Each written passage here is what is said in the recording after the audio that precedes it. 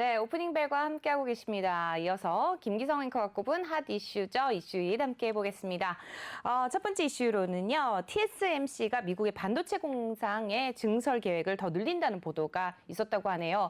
원래는 그 공장 1개를 짓겠다고 했는데 5개를 더 추가한다면서요. 네, 그렇습니다. 로이터 통신이 보도를 한 거고 TSMC가 직접 발표를 한 건 아니기 때문에 아직은 그럴 수 있다 정도로 일단은 받아들이면 될 것 같습니다. 네. 그러니까 당초에 TSMC는 애리조나주에다가 1개 반도체 공장을 증설하겠다 이렇게 발표를 했지 않습니까?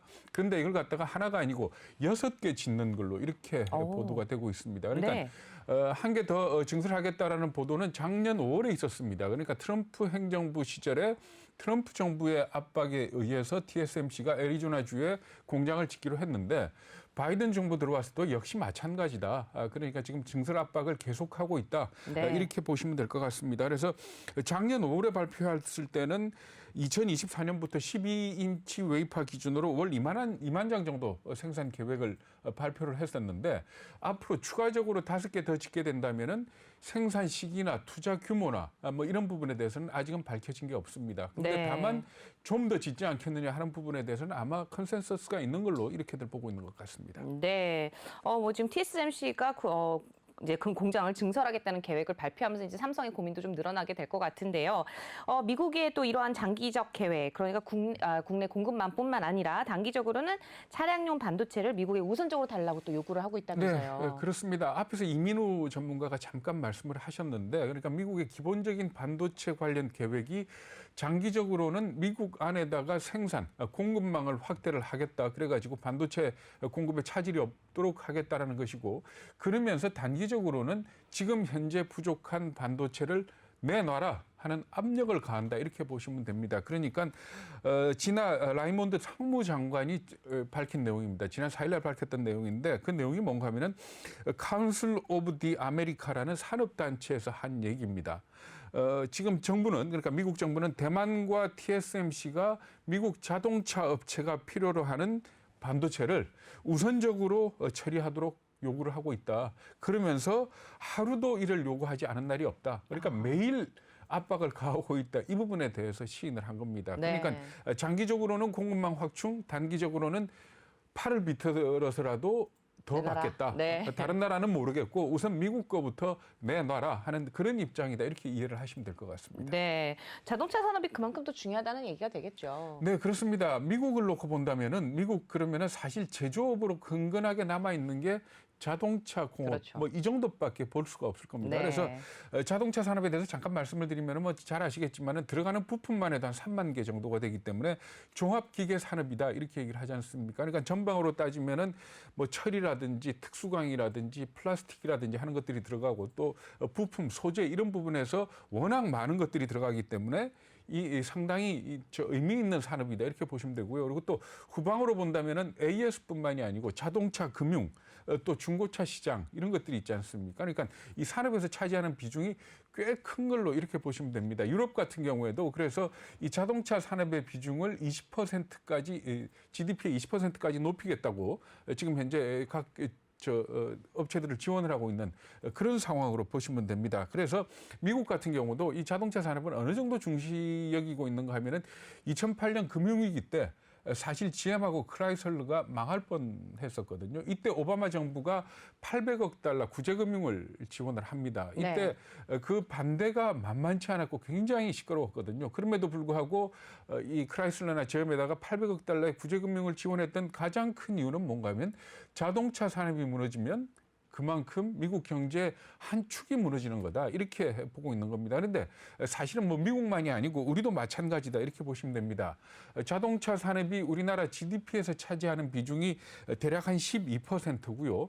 그리고 고용에 있어서는 전체 고용의 한 10% 정도를 차지합니다. 뿐만 아니고 정부 입장에서 본다면은 자동차와 관련된 세금이 전체 세수의 17%에 해당되는 그런 산업이기 때문에 사실 자동차 산업을 갖고 있는 나라와 갖고 있지 않는 나라의 이 어떤 산업 구조의 이 건실함은 크게 차이가 난다 이렇게 볼 수가 있는 거거든요. 그렇기 때문에 자동차 산업이 망할 때마다 구제금융을 주고 뭐 하는 이런 이유가 거기에 있다 이렇게 보시면 되는 겁니다. 네, 지금 미국이 대만의 반도체 공급 압박을 계속해서 가하고 있다는 소식과 함께 또 TSMC가 미국에 공장을 증설할 계획에 있다는 소식까지 함께 전해드렸습니다.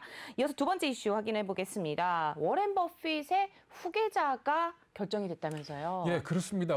버커셔 해스웨이 그러면은 시가총액이 6,400억 달러, 그러니까 우리 돈으로 한 700조 가까이 되는 그런 기업이죠. 네. 그런데 이런 버커셔 해스웨이의 후계자가 발표가 되면 뭔가 빵빠레도 울리고 기자회견도 하고 그래야 될 것 같지 않습니까? 네. 전혀 그런 과정을 거치지 않고 어떻게 보면 누설됐다? 네. 아니면 일부러 노출했다? 뭐 아하. 이렇게 봐야 될 것 같습니다. 그러니까 며칠 전에 그 주주총회가 있었지 않습니까? 네. 여기에서 찰리 먼거, 그러니까 워렌 버핏의 오른팔로 불리는 사람이죠. 올해 나이가 97살인데 그러니까요. 이 네. 사람이 어떤 질문을 받았는가 하면은 기업 문화에 대한 질문을 받고 그레그가 그 문화를 유지해 갈 거다. 아하. 라고 대답을 한 겁니다. 은근슬쩍. 네. 이 그레그 아벨이라는 사람이 있는데, 그러니까 그레그가 이 문화를 유지해 갈 거다 이렇게 얘기를 하면서 은근슬쩍 흘려버린 겁니다. 네. 그러고 난 뒤에 4일날 워렌 버핏이 CNBC에 출연을 해서 뭐라고 얘기를 했는가 하면 올해 8월인가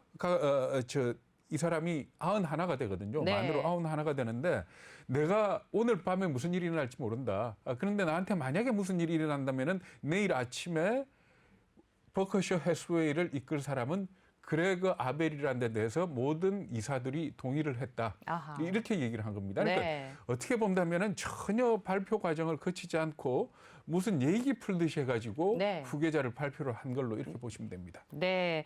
그레그 아벨은 도대체 어떤 사람이죠? 네, 캐나다 출신이라 그러고요. 그리고 또 뭐 집안도 그렇게 부유하거나 그렇지 않았다 그럽니다. 그러니까 엘버트 대학을 졸업을 했는데 네. 1984년에 졸업을 했고 지금 나이가 만으로 57, 뭐 이 정도 된다 그러거든요. 네. 근데 대학을 졸업하고 난 뒤에 이 회계사 일을 했었고요. 그리고 지금 현재 직위는 버커셔 해스웨이의 비보험 부분의 부회장으로 돼 있는 그런 사람입니다. 근데 이 사람이 이 워렌 버핏하고 어떻게 관계를 맺게 됐는가 하면은 1990년대 중반에 버핏이 주목을 했다라고 얘기를 하는데 그때 이 그레그가 무슨 일을 하고 있었는가 하면 켈 에너지라는 회사에서 브리티시 유틸리티하는 회사를 인수를 했는데 그 과정에서 실무를 담당을 했다 그러거든요. 근데 그 당시에 이걸 지켜본 워렌 버핏의 굉장히 절친한 친구가 이 그레그를 한번 눈여겨봐라. 정말 네. 일 잘한다. 이렇게 얘기를 한 겁니다. 그래서 이 켈 에너지라는 회사가 나중에 이름을 미드 아메리카로 바꾸게 되고 이 미드 아메리카를 워렌 버핏이 인수를 합니다. 네. 1999년에 인수를 해서 이 회사를 이름을 갖다가 버커셔 해스웨이 에너지로 이름을 바꾸면서 이 그레그를 갖다가 CEO로 앉히게 되거든요. 네. 그러니까 직접적으로 주목하기 시작한 거는 1990년대고 그리고 같이 일을 하게 된 거는 1999년. 그리고 주목한 거는 그리고 이 사람이 정말 될 성 부른 사람이다라고 판단한 거는 2018년입니다. 2018년에 비보험 부분과 보험 부분 둘로 나눠가지고 비보험 부분 부회장으로 이 그레그 아벨을 갖다가 임명을 했다 이렇게 보시면 되는 겁니다. 그렇게 된 거군요.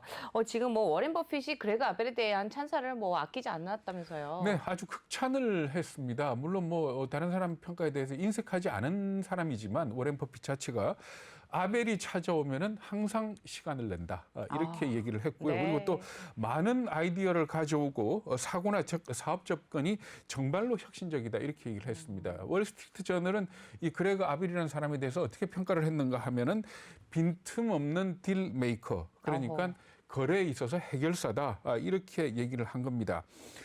자기 자신에 대해서 이 그레그 아벨이 한 얘기를 보면 뭐라고 얘기를 했는가 하면 어떤 문제든 적극적으로 처리하는 게 중요하다. 학창 시절 때 그리고 네.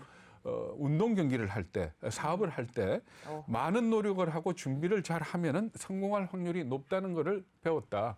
이런 얘기를 했습니다. 그러니까 어떻게 본다면은 굉장히 선관이 좋은 사람이겠죠.